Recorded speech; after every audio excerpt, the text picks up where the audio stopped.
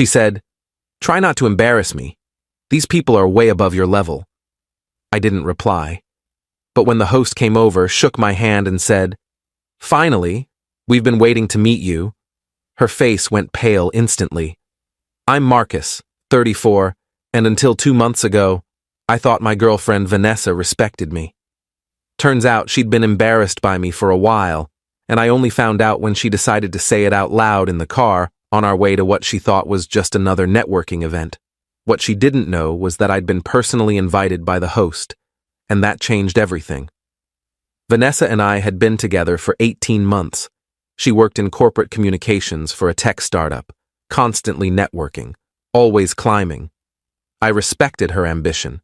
She came from money, not crazy rich, but comfortable country club memberships, private school education, parents who summered in the Hamptons. I grew up middle class in the Midwest, worked my way through state school, built my career from the ground up. My work is specialized. I consult for companies on sustainable development and environmental impact reduction. It's niche, it's not flashy, and most people's eyes glaze over when I explain it. But I'm good at what I do, and I've built a solid reputation in my field over the past decade. Vanessa knew what I did, but she never really asked about the details. She'd introduce me at her events as Marcus, he does environmental stuff, and move on quickly. The incident happened on a Saturday evening in early September. Vanessa had been invited to a dinner party at the home of Richard and Patricia Carrington. The Carringtons were a big deal in her world. Richard was a venture capitalist, Patricia sat on multiple nonprofit boards, and they hosted exclusive gatherings at their estate in the suburbs. Vanessa had been angling for an invitation for months, networking her way up the chain until she finally got it. She was nervous all week, bought a new dress, got her hair done, kept asking me what I was planning to wear. I told her I'd figure it out, which apparently wasn't the answer she wanted. The day of the event, I put on a nice suit. Nothing crazy expensive, but well-fitted and appropriate. When I came out of the bedroom, Vanessa looked me up and down with this expression I'd never seen before, disappointment mixed with resignation. "That's what you're wearing?" she asked. "Yeah. Is there a problem?" She sighed.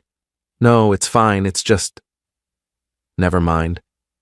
We got in the car. She was driving because she knew the way. About 10 minutes into the 40-minute drive, she turned down the music and said, "Marcus, I need you to do me a favor tonight." "Sure. What's up?" "Just try not to embarrass me, okay? These people are way above your level. They're not going to be interested in hearing about soil conservation or whatever it is you do. Just smile, be polite, and let me handle the conversations." I sat there in the passenger seat, stunned. Above my level? I'd been to dozens of these kinds of events with her. I'd always been perfectly polite, held my own in conversations, never made a scene. And now she was telling me I wasn't good enough for her networking friends? "Above my level?" I said carefully. "You know what I mean. These are serious people with serious money and connections. I just don't want you to—" She trailed off. "Don't want me to what?" "Don't want you to talk too much about your work or your background. It doesn't fit with this crowd." I didn't respond, just stared out the window for the rest of the drive, while Vanessa filled the silence with nervous chatter about who would be there and what connections she hoped to make. I was processing the fact that my girlfriend was ashamed of me. Here's what Vanessa didn't know. Richard Carrington had personally reached out to me 3 weeks earlier. His company was looking to pivot toward sustainable investing, and someone on his team had recommended me as a consultant. We'd had 2 phone calls and a video meeting. He'd invited me to this dinner specifically to discuss a potential partnership and to introduce me to some of his colleagues in a more casual setting. I'd mentioned to him that my girlfriend had also been invited, and he'd seemed pleased about that, said it would be nice to meet her. I hadn't told Vanessa about any of this because the project was still in early discussions, and I didn't want to jinx it. Also, honestly, I liked keeping my professional life separate. She'd never shown much interest in the details of my work anyway.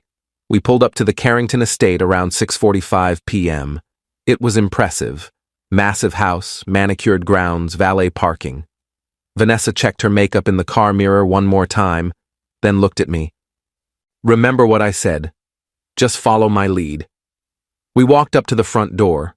A server greeted us and led us through to the back terrace where about 30 people were mingling with drinks. I scanned the crowd and spotted Richard almost immediately. He was talking to a small group near the bar. He caught my eye and his face lit up. He excused himself from his conversation and walked straight over to us. Vanessa straightened up, put on her networking smile, and extended her hand. "Mr. Carrington, thank you so much for—" Richard walked past her extended hand and grabbed mine, shaking it enthusiastically. "Marcus, finally. We've been waiting to meet you in person. Patricia's been excited all week. She read your proposal and had about a dozen questions." I watched Vanessa's face go completely pale. Her hand was still awkwardly extended in the air before she slowly lowered it. "It's great to finally meet you too, Richard," I said. "Thanks for the invitation." "Are you kidding? Having you here is the whole point of tonight." "Well, one of the points anyway." He finally seemed to notice Vanessa. "And you must be Vanessa. Marcus mentioned you'd been invited. Wonderful to meet you." Vanessa shook his hand, but I could see her brain short-circuiting. You two know each other?" "Oh, we've been in talks for a few weeks now," Richard said. "Didn't Marcus tell you? We're potentially bringing him on as the lead consultant for our new sustainable investment initiative. His reputation in the field is stellar. We're lucky he's even considering working with us." I watched Vanessa's networking smile freeze on her face. "He didn't mention that." "Well, he's modest, which is refreshing in this industry," Richard said, clapping me on the shoulder. "Come on, let me introduce you to Patricia and some of the others. Vanessa, feel free to grab a drink and mingle. The food should be out shortly." He steered me away toward a group on the other side of the terrace. I glanced back once to see Vanessa standing there, still frozen, holding her purse with white knuckles. Update 1. The dinner party was surreal. Richard introduced me to at least 15 people, all of whom knew who I was or had heard about the project. Patricia Carrington cornered me for 20 minutes, asking detailed questions about carbon offset strategies and ESG compliance. A woman named Jennifer, who ran a major investment fund, asked if I was taking on new clients. Vanessa spent most of the evening trying to stay close to me, laughing a bit too loudly at things I said, touching my arm possessively whenever another woman talked to me. The transformation was obvious and uncomfortable. 2 hours earlier, she'd told me I was beneath these people. Now she was clinging to me like I was her ticket to the inner circle. During dinner, a formal sit-down affair with assigned seating, I ended up between Patricia and a guy named David, who owned a green energy company. Vanessa was seated 4 spots down, next to someone's husband who apparently worked in insurance. I could see her straining to hear my conversations, trying to catch pieces of what I was discussing. After dessert, Richard stood up and clinked his glass. "I want to thank everyone for coming tonight. As some of you know, Patricia and I are making some exciting changes to how we approach our investments, focusing more on sustainability and long-term environmental impact. We've been fortunate enough to connect with Marcus Reeves, who many of you have had a chance to talk with tonight. Marcus is going to be helping us navigate this transition, and we're hoping some of you might be interested in similar initiatives. But enough business talk. Let's enjoy the evening." People clapped politely. Several looked at me with new interest. Vanessa looked like she might be sick. The party wrapped up around 10:30 p.m. As we were leaving, Richard pulled me aside. "Marcus, let's set up a meeting for next week to finalize the contract details. I think this is going to be a great partnership." "Sounds good. I'll have my assistant send over sometimes." "Perfect. And bring Vanessa by for dinner sometime, just the 4 of us. Patricia really enjoyed talking with her." I glanced over at Vanessa, who was standing by the door, looking small and anxious. "Sure, that sounds nice." The drive home was silent for the first 15 minutes. Finally, Vanessa spoke. "Why didn't you tell me you knew Richard Carrington?" "You never asked about my work," I said simply. That's not fair. You specifically didn't tell me about this. I didn't tell you because it was still being discussed and I don't like to talk about projects until they're finalized. Also, frankly, you've never seemed interested in the details of what I do. She was quiet for another minute. Then, I'm sorry about what I said in the car earlier. I was nervous, and it came out wrong. It came out exactly how you meant it.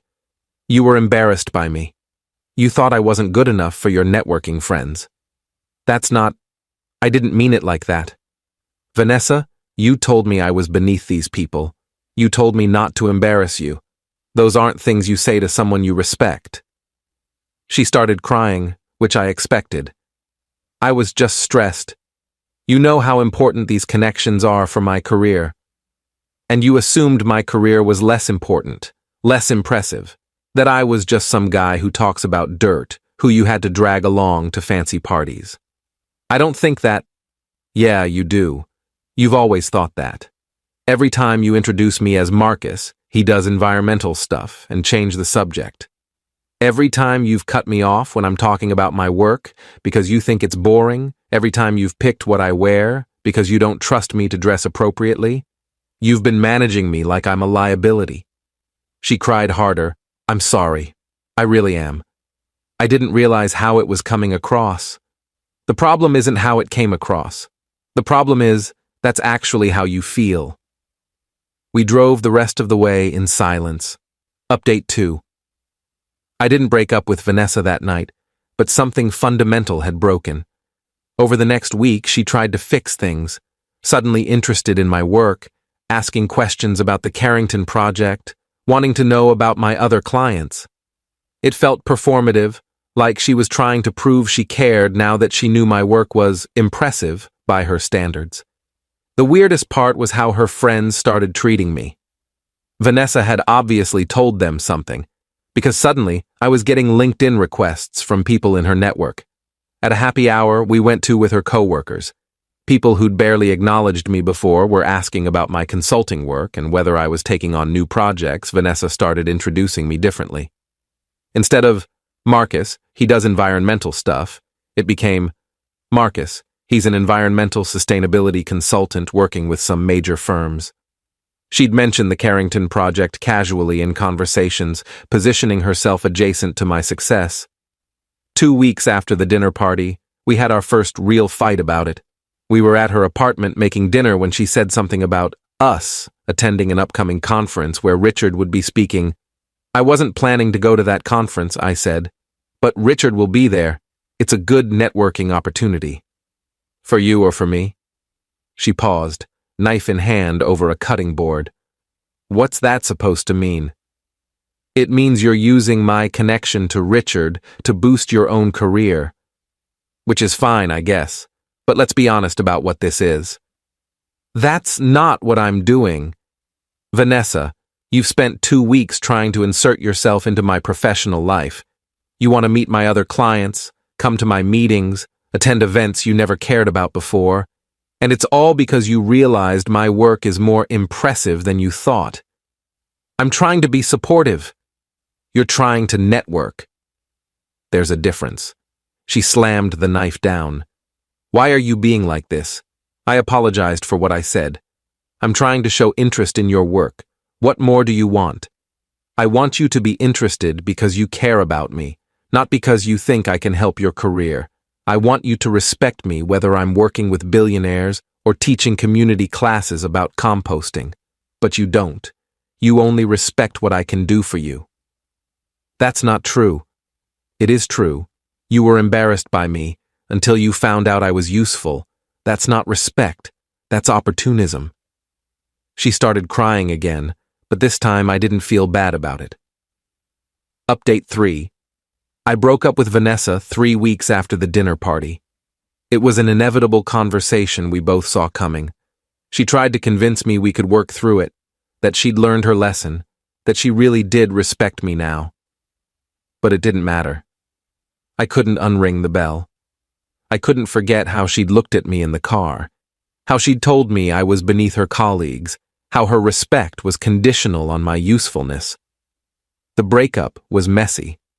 She was angry and hurt, told me I was being unforgiving and holding a grudge. Maybe she was right. But I didn't want to be with someone who had to learn to respect me, who only valued me after discovering I had impressive connections. I ran into Richard about a month after the breakup at a lunch meeting downtown. He asked how Vanessa was doing, and I told him we'd split up. "Ah, I'm sorry to hear that," he said. "Though between you and me, Patricia didn't think she was right for you." "Why's that?" "She said Vanessa seemed more interested in who you knew than who you were. Patricia's pretty good at reading people." I thought about that a lot over the following weeks. Final update. It's been 4 months since the dinner party. The Carrington project is going well. We've expanded it beyond the initial scope, and I've brought on 2 other consultants to help. Richard's introduced me to several other potential clients, and my business has grown significantly. I hired an assistant and moved into a nicer office space. I saw Vanessa once, about 6 weeks ago, at a professional event. She was with some guy in a suit, probably another networking opportunity. She saw me across the room and her face went through several emotions: surprise, embarrassment, something like longing. I gave her a polite nod and turned back to my conversation. Later that night, she texted me, "It was good to see you. I've been doing a lot of thinking. I really did learn from what happened between us. I'm sorry I didn't appreciate you when I had the chance." I didn't respond. There wasn't anything to say. I've been dating someone new for the past month. Her name is Claire. She's a middle school science teacher, and she thinks what I do is cool because she loves teaching her students about environmental issues.